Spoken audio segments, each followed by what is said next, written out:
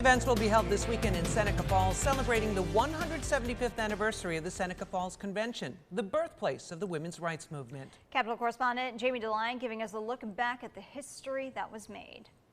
In the small town of Seneca Falls, New York, history was made. Right here in Seneca Falls in 1848, a group of women and men got together and held the first convention for women's rights in American history. This month marks the 175th anniversary of that historic convention organized by a small group of activists, which included Elizabeth Cady Stanton and Lucretia Mott.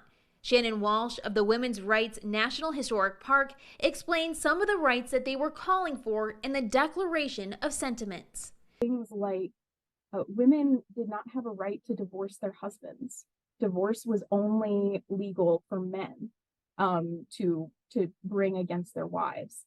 They did not have a right to their own property. If they were married, their husband owned everything that they quote unquote owned.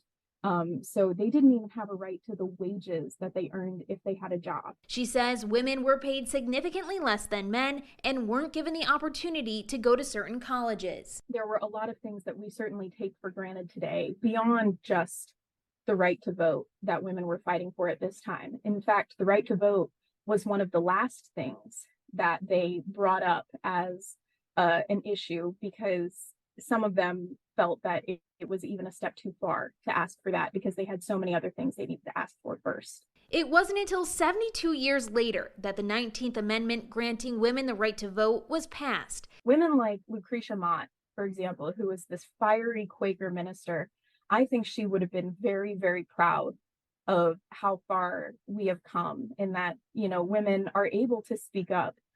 We are able to have this conversation. And that, our society is continuing to make strides towards equal rights for all. This evening, Governor Kathy Hochul will be speaking in Seneca Falls to celebrate the anniversary of the historic convention. Reporting in Albany, I'm Jamie DeLine. Now here's a look at what's coming